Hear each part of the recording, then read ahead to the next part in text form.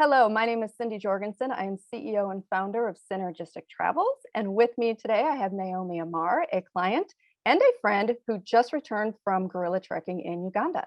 Hi, Naomi. Hi, Thanks for joining me today. thanks for having me.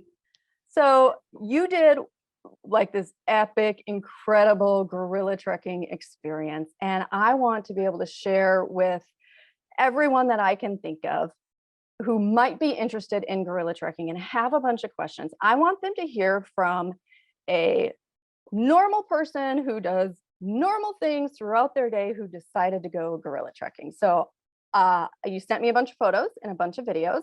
I'm Yeah. just going to play some. We're going to talk a super casual conversation.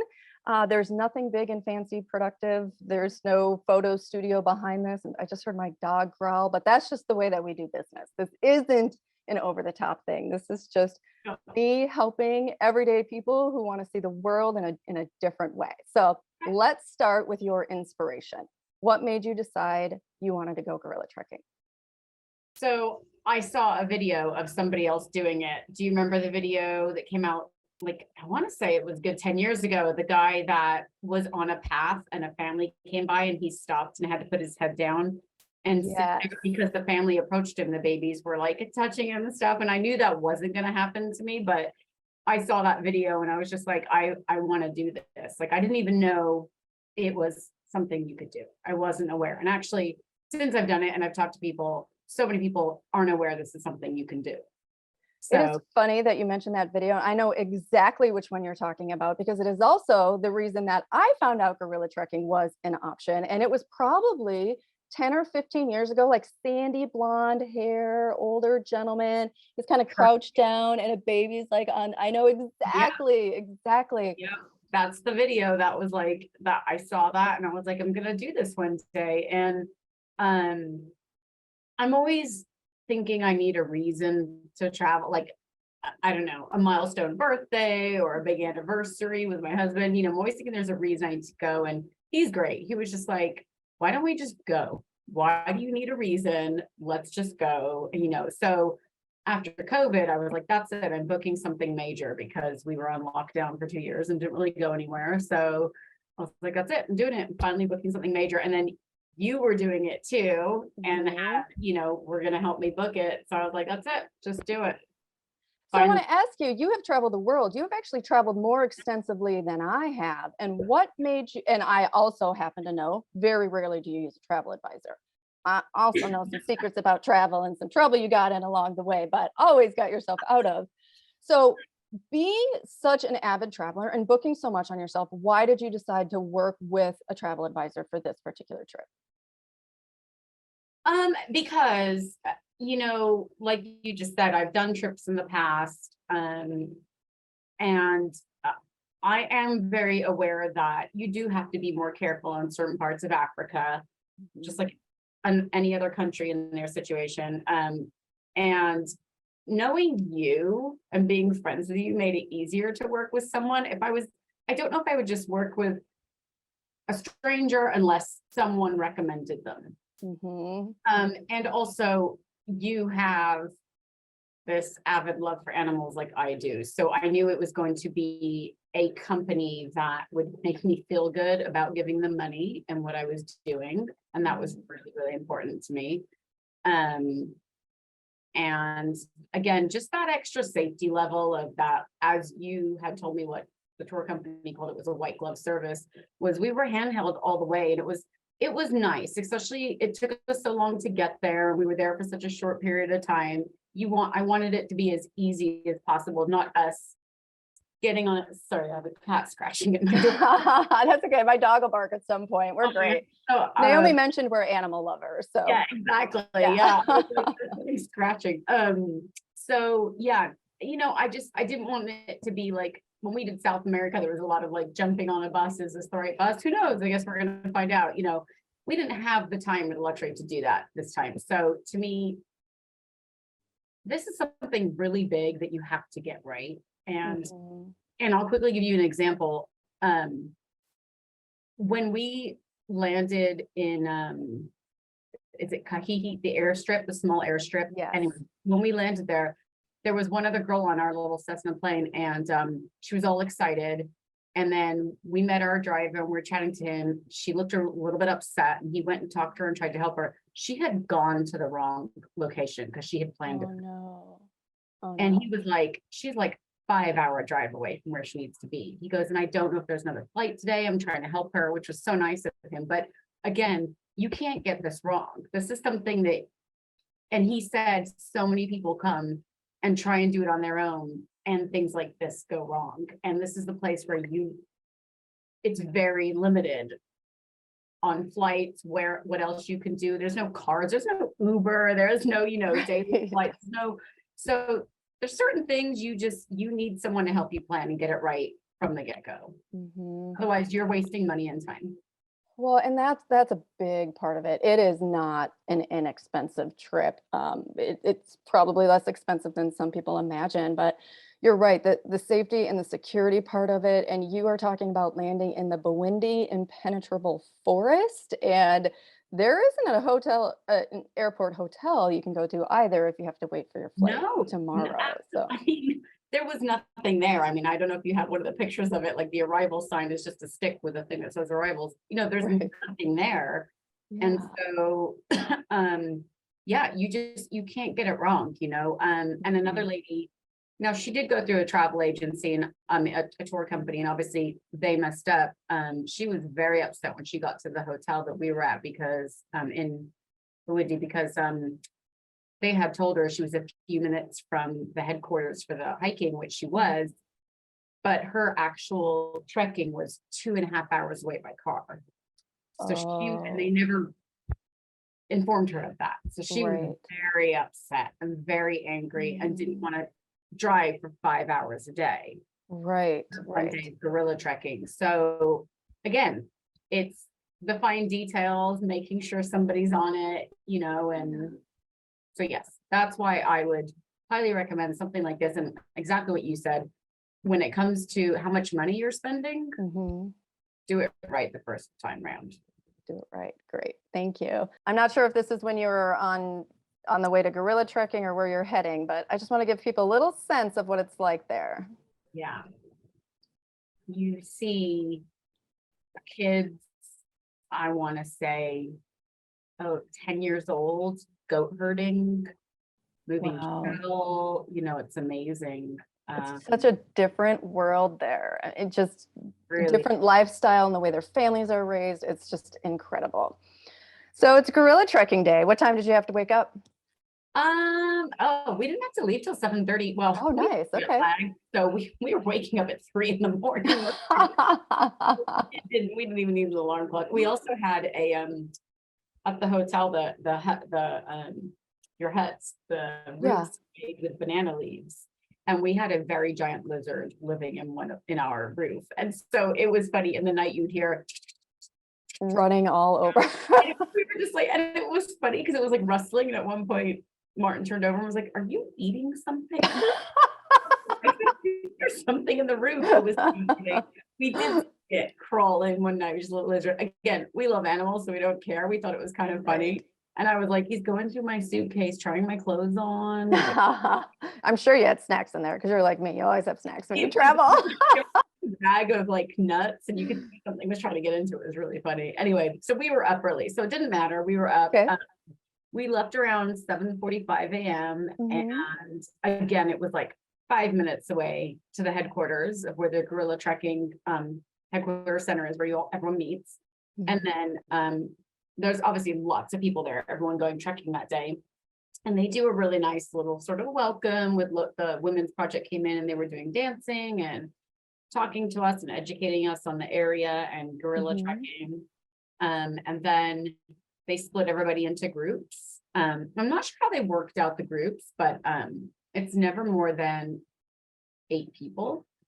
Okay. 8 tourists or 8 people with your group? Tourists. Okay. You also have 2 guides and 2 armed guards. And if you want a porter or porters, depending on how many you want. So yeah, so sorry, we did, so we got put into our group. We had our first day, because we did the 2 days, we had the other 6 people were all from Spain. They weren't together. There was 4 and 2, but they were all from Spain. I guess they were people who Interesting.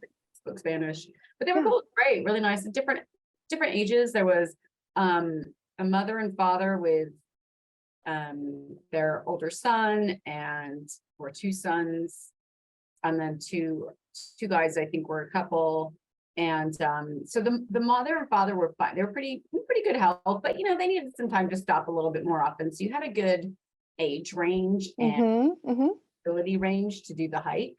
Okay. On a scale of 1 to 10, 10 being like, man, you were exhausted. Why did you pick this freaking trek? You're going to fire a travel agent for convincing you could do this, versus 1, like, hey, I just went downhill around the block. Where did the difficulty fall into?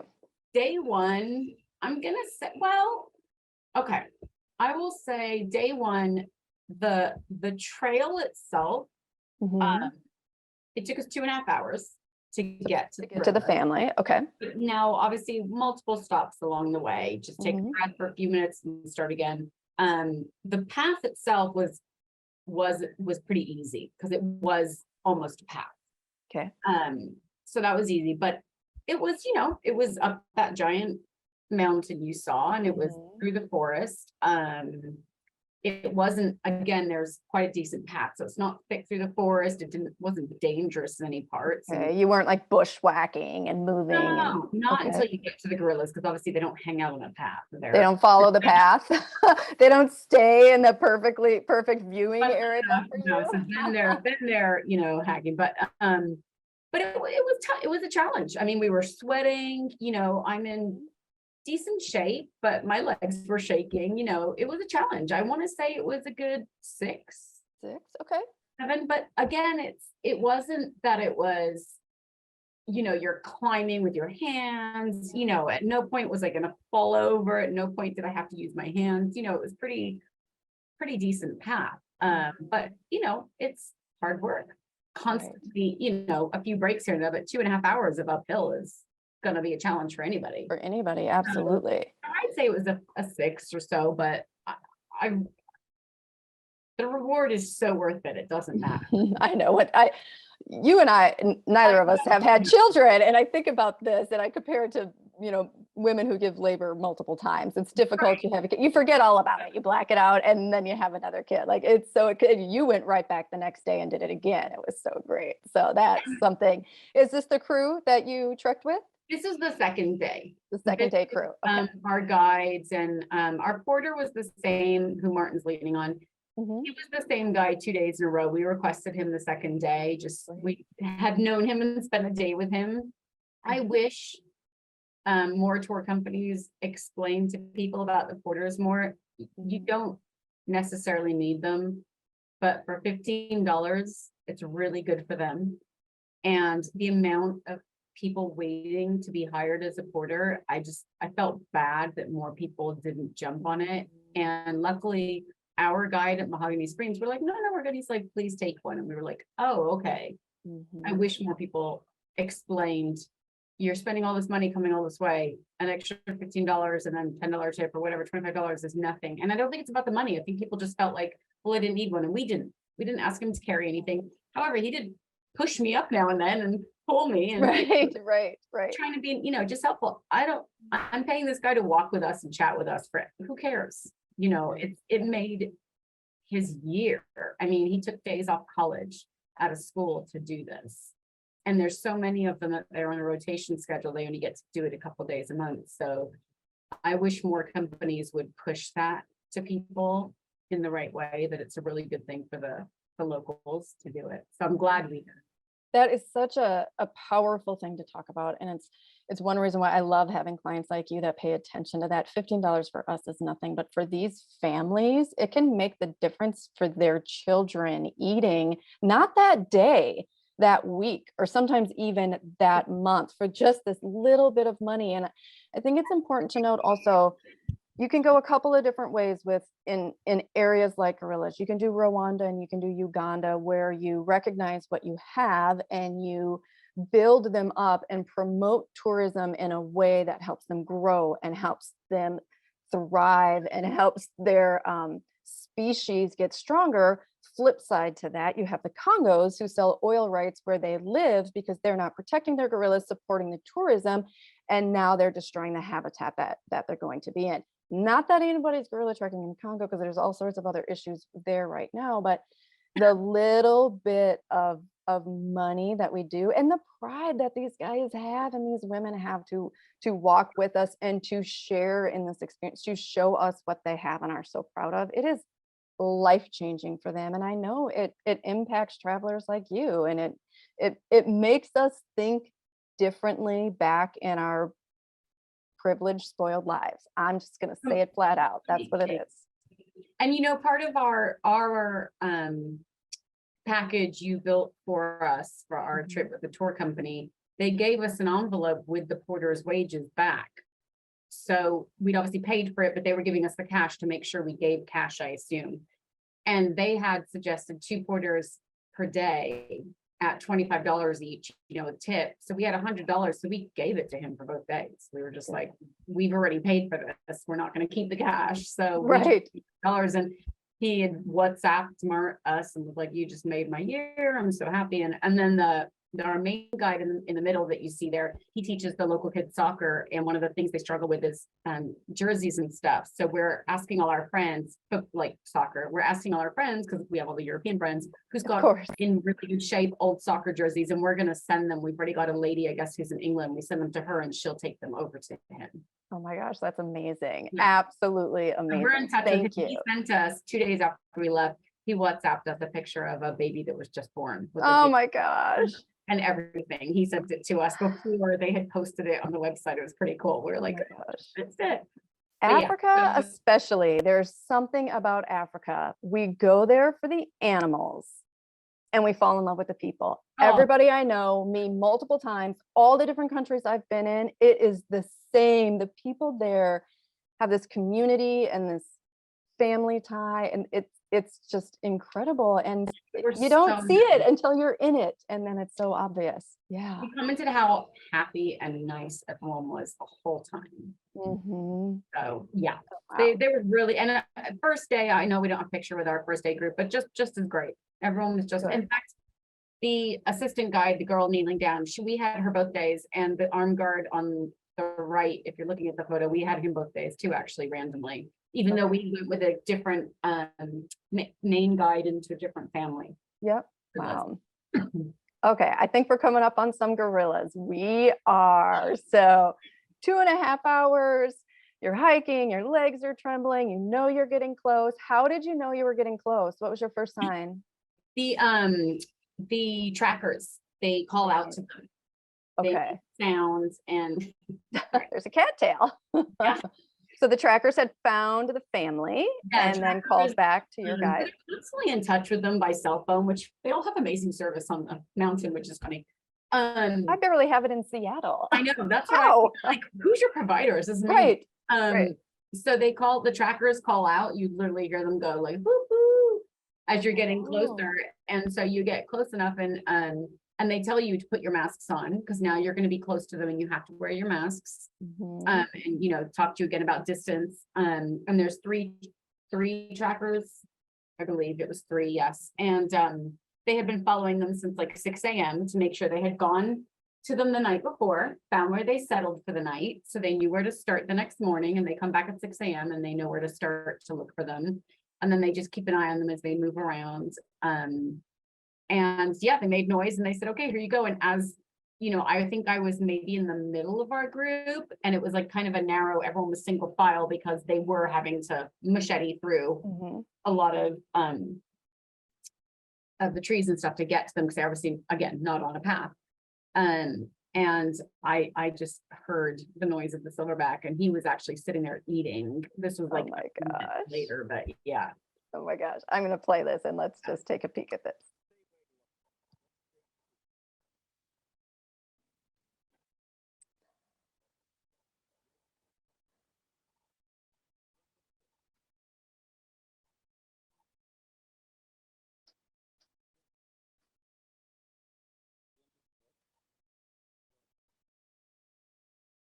Oh my gosh, look at the babies. Mom just continues to clean him while he's standing up. like groom him. Right. I love the babies kind of like, I got this, Dad. Right. I'll go first. I love how your guide is like gentle steps backwards, So gentle what steps. happened was he was laying down, he was playing with one of the infants, and then the mom, they were all, but I think initially when he got up, he kind of got up very abruptly and started sounding aggressive. Okay. And I think he wanted us to move out the way, and he wanted, because there was only a little bit of a pathway, and that's where we were all standing to get photos. I think he wanted to come by. So everyone kind of panicked a little bit because 500 pounds of gorilla just got up and started yelling at you. Right. And so the guide was like, just take it easy, slow steps. And then honestly, you can't really see it, but right in front of him was like kind of a gap in the trees, and he ended up dropping down and staying there and was totally fine. He didn't come past us at all. And then they all just hung out there. Wow. But we think he wanted to pass, but the trackers have a way of communicating with them through sound. Tell them, and it basically means all is good, all is calm, don't worry. And it works. Like they're constantly kind of doing it while you're there, making this sound to keep them, because we had a female to the right in the bushes that we never really saw, but she kind of made commotion a few times. Like she wasn't happy, and they would make sound, and she didn't want to be seen, so she stayed in the bushes. So you look to be about 10 feet from that silverback in the beginning of that video. Do you think you were that close to it, or is it just kind of an optical illusion? we were close. Sometimes we were closer than we should be safely for them, not us, to do with, disease, and their DNA is so close that, which is why we're in mass, we could pass things on to them. So you keep your distance to protect them more than anything. They're gentle giants. They're not, from what I learned, we're not a threat. We're not there to take their food. We're not another gorilla. They don't really care about us being there. The ones that have been trained over 2 years to get used to humans around them, they don't really care about us. Like, had we been other gorillas, it'd be a whole different story. Right. They're very territorial with. Yeah, so they're just big gentle giants. They were just, and him asking us to move was just, please move. It's not a big deal, but you try and keep your distance to protect them. But the one infant you see in the front was really hell-bent on coming up to us, and we had to keep backing away. And you don't want to back away too fast, because then you would scare the infant, who'd freak a little bit and run. So you're trying to back away slowly, but like initially that infant approached us from behind us when we first got there. Wow. We didn't know. We all turned around and he was just standing behind us, like really close. So he kept approaching us very, very close. And we had to keep trying to step away from that infant. And he was just very curious and very interested in us. The whole hour, he hung out by us pretty much for the whole thing and wanted to perform for us. And it's amazing. You can see here, I'm not sure if it's the same baby. I don't know them well enough, but it is like locked eyes. It is really obvious. This baby is checking you out as much as you're checking him I'm or her out. pretty sure that infant would have touched us, would have come up and touched us. We kept trying to move away. But I can't remember if he or she, but that infant, I think he was like a year old. There was one was a year and one was a year and a half. Wow. Yeah, really curious about us. And they said it happens, that they're super curious. And the parents didn't care. Okay. They were not concerned at all. They left this baby to come hang out with us the whole time. Great. And so, yeah, we are really close. I mean, I've zoomed in a little bit, obviously. Sure. Yeah. They're just so incredible. And to be face to face with a species that, one, is so far away, so rare. I don't know about you, but I grew up watching Gorillas in the Mist and hearing how these guys were not going to survive my lifetime. And because of her, and because of tourist dollars, and because of Uganda and Rwanda realizing what they have not only changed the lives of these creatures, but of their residents as well, because so many people, like those guides and porters, are feeding their families. And it helps reduce poaching, when poaching is like the lazy way and a fast way for a very few people to make money in a horrendous way, where this is a concerted effort to make money not only for the country, the people, the creature. I mean, it's it's an example that works. We've seen it also with documentaries like Racing Extinction. They're doing similar things. So you get both. You get to experience them, support them, and help protect them. Yeah, no, you really do. It's amazing. It's, Mhm. it goes to show how breathtaking it is, because I don't know if you could see in the videos and the pictures, the amount of the little flies. So many bugs. This is a good one. Millions Even of paused. all You the could- time, and not on the second day, not the second family. It must have just been Oh, because of this area. So I mean, okay. but you forget. You got up there at first and you were like, oh my gosh. And then honestly, an hour later, you're being asked to leave and you're like, oh yeah, all these flies. Like you forget. Oh, right. I mean, I saw things crawling in the grass and I was like, I don't mind anything but spiders. I'm kind of a wimp when it comes to spiders. But I was just like, don't look down. It's all good. Right. When look out. When can you ever see this again? Oh my gosh. Amazing. It looks like he's got a little grill in there in his teeth. Like, remember? Oh, this looks like a This is the sweet. second day. You can see it's much more covered. It was a completely different trek to get there. It was like an hour and a half. It was a little harder because it was more straight up. Okay. And honestly, some of the path was a little harder. Okay. But my porter was awesome, kept pulling me up and stuff. I'm a little clumsy, so I needed that. And it had been raining for about 9 hours prior. Okay. 9 straight hours, but it really wasn't slippery, which was weird. Anyway, Okay. but It looks less green in this area or by this family. Is it just coincidence? it's darker in undercover the whole Got time. it. Pretty much. It's in the thick forest. So this day you hiked outside the forest all the way, and then once we got to where we were supposed to be and heard the trekkers, then you cut into the forest. And it was harder, thicker to cut through and stuff, and a little harder places to step. And the hike was pretty tough because it was pretty straight up. Mhm. But again, 5 or 6 because Right. and it was less time. It was an hour and a half. Mm. And we only had a family of 5 that day. Okay. Sorry, not gorillas, people. People, a little smaller group of tourists that day. An American family, yeah, really nice. And the mom, who looked in amazing shape but said she struggled with altitude, had to stop a lot. Okay. But Do you remember how high the elevation was? I don't. I'd have to ask Okay. Martin. He'd probably remember. Okay. That's a face you don't want to see. I assume he's yawning, not screaming at you. This family had 3 silverbacks. Oh my gosh. Yeah, they had 3 generations of silverback. And there was 19 in this family, and I want to say we saw probably 15 of them. We saw Wow. They were all of the infants. There was a lot of infants. They did not leave the mothers.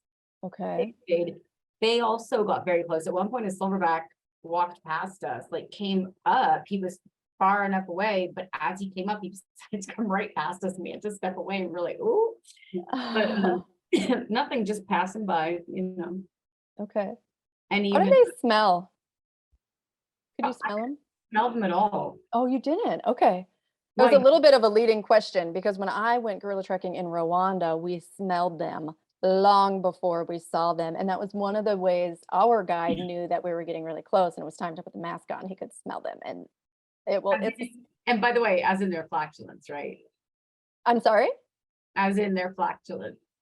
Because that's all Them themselves smell when they they got close to you. It's just this hot, They musty. explain to you about the big belly is just all air. No, we didn't talk about that. They're eating greenery all day, vegetation, and their giant old belly is full of fiber, and so the noises were hilarious. You're telling me I was smelling gorilla farts. That's what you're saying.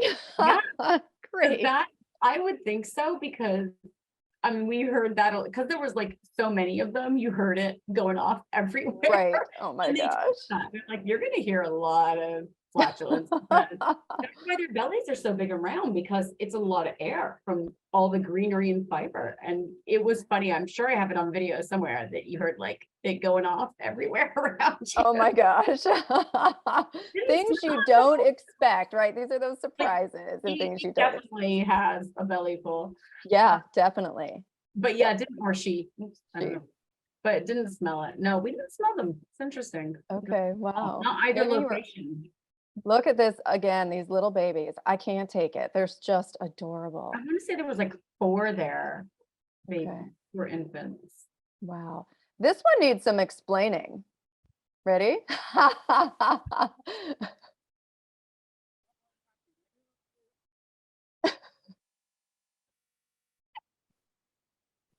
Feel like you got a little scared. Wanted to say like the porter will carry you if you want them to. We were just making a silly video, and our one of the armed guards, he was great the whole way down. We're all chatting, and this was the first day. And our porter again, you know, we just thought it'd be really funny to make a silly video. Oh my Saying, like, gosh. the porter's having to carry Martin, and the guard was like, "Come on, Martin, come on." I love it, but it's important. You know, these porters, as inexpensive as they are, when I was in Rwanda, we had a woman who recently had knee surgery a few months before, but it was a trip of a lifetime. She'd been training. She didn't want to give it up. She didn't want to slow us down, and she wanted to make sure she had success. So Yeah. she hired a second porter, and she had one on each side. And the times that the trail was really tough, they just picked her up and carried her until it got easier. And that truly, do not be afraid. Anybody out there who thinks they're going to need extra help, don't be afraid to ask for it, to buy it. They are more than happy. They want to share that experience Pay up so to badly. $500, and they will take you on a stretcher the entire way up and the Mhm. entire way. Yes. And they said, Joe, like you just said about the knee surgery stuff, they said they've had elderly people that could have done it 2 years ago prior to COVID, but then COVID hit, and now that they're less capable, but still wanted to do it, it was like a trip of a lifetime, and that's Yeah. they paid extra to have porters carry them up and It's down. incredible. If it's your life goal, stick to it. We will find a way and make sure Yeah, you it can was see the that was gorillas. amazing. Yeah, it was yeah, absolutely. Great. I think I'm going to move next into some of the cultural experiences we hit on earlier. Any last thoughts on gorilla trekking or things you maybe Just would have done differently, or advice for anybody thinking about going? I'm glad we did 2 days. You suggested we do 2 days, and I asked if we need to, and you suggested it, and I'm glad you did, because it was 2 very different experiences.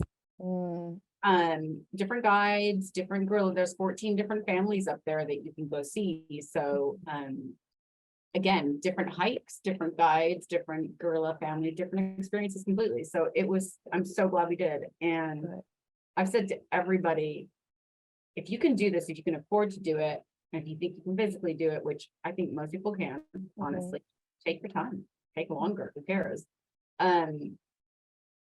Everyone should do it, because like we just said, you know, it's a once in a lifetime experience. It's, if you love animals, there's that, but then also you're giving back to the community, you're giving back to the conservation of the gorillas. Like it's a win-win. I just don't know why more people wouldn't do it. And I know safety's the thing. I never felt unsafe ever. And actually the guys, the armed guards are there more so in case of other animals, not people. I know some people might have thought that, but it's not. It's you can see pathways where elephants have gone up this mountain, and we never saw any, but elephants do go through there. And as you know, in Africa, elephants, it's not like Asia, like India, where elephants are a little more domesticated, and in Africa, they're pretty aggressive. So they're there to like shoot in the air in case something comes along that, you know, might make you nervous. Right, right. Thanks for saying that. That's a good clear, because some people would go, They're there. armed guards. Oh my gosh, how Yeah, scary no, is they it? weren't But there for people.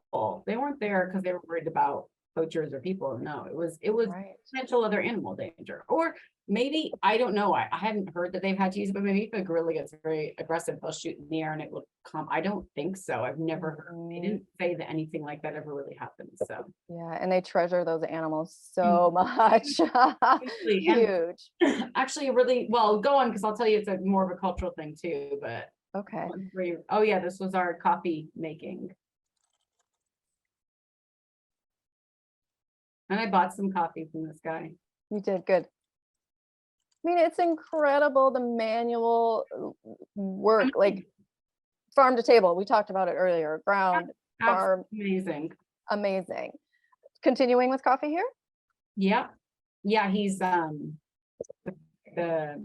coffee beans. He's sort of breaking Okay. the shells, and obviously they're not serving this at Starbucks. This is small batch, handcrafted. And this, I was curious what this was when you sent me this video, but you hit on it earlier, the It's banana. the banana liqueur making thing. Yeah. Okay. Yeah. I can't remember, like, I guess one of the main ingredients is feet. But he's breaking down the leaves, and then they do a whole distilling process. And Wow. Wow. yeah, we tried Did, it. Oh, this was a local school, and they came to like perform. They're looking for, sponsor the kids in school and stuff. We went to the school too. But they came to our hotel, so we were up on the balcony watching them. And can you imagine American kids ever doing anything like this? No. no. And being so proud and engaged. Oh, There's more. It's adults also. Yeah. So this was the family or the tribe that live similar to how it's been since the dawn of time for them. But as you can see, they were wearing a little costume and stuff. But it was interesting, and they make carvings to sell and things like that. But they do live up in these tree houses and stuff, and they hunt for food where they can. But I don't think there's a lot to hunt anymore. But yeah, they were performing for us. And you hit on this earlier, the women's group making souvenirs, weaving baskets. What else were they making? I have my bag. Ah, I bought this from beautiful. That's a cute little bag. It zips up, and it's a Oh, little great. shopping bag. It's really cute. They had tons of those. Oops, sorry, hit my cat. We make decisions when we spend money every day, but especially when we travel. And I'm sure you passed some airport stores. You could have gotten some souvenirs. You went to different places, but again, buying them in this situation, the money goes directly to the women that are making it, goes directly into the community. I wore a couple pieces from my trip to Rwanda, same thing, like just as simple as souvenirs, and what you're taking home can make just a massively positive impact on people's lives.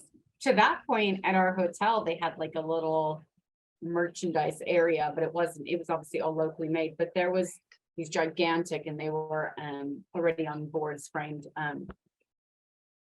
paintings that were phenomenal. Like we couldn't believe the detail and how good they were. And our first day gorilla trekking, there was the artist. Wow. Painting and showing off some of his artwork. So we said to ourselves, okay, we're definitely going to buy something, and we needed to buy something not framed, obviously, to roll it and travel with it.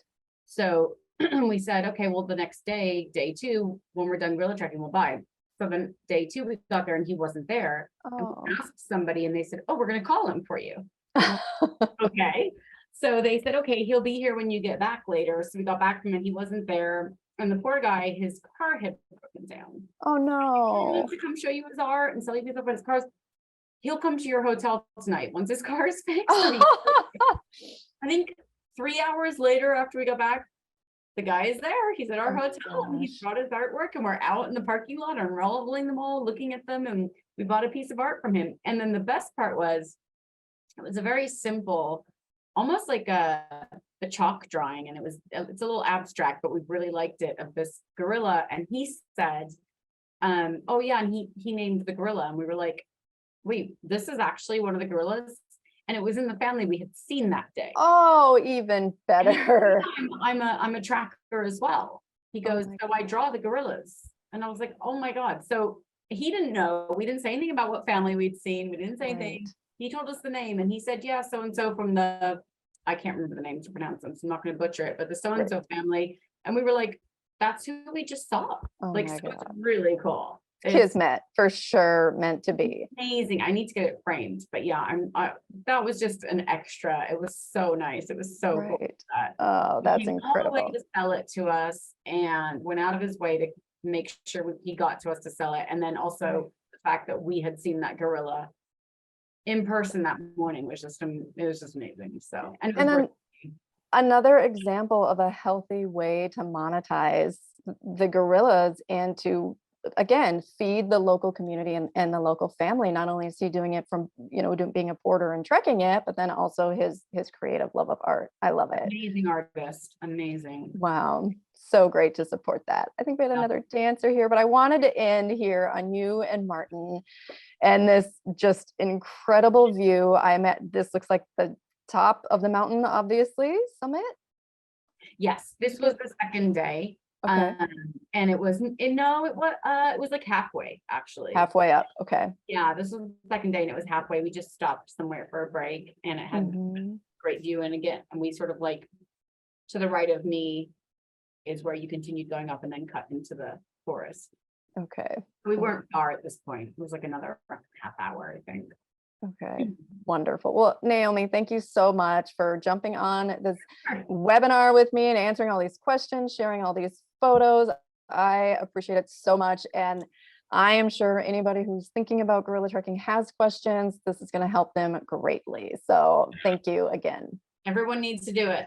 And they Do should it. have arranged it because it went perfectly. Thank you. Everybody was amazing. They were absolutely amazing. It was so efficient and so organized, so efficient, so nice.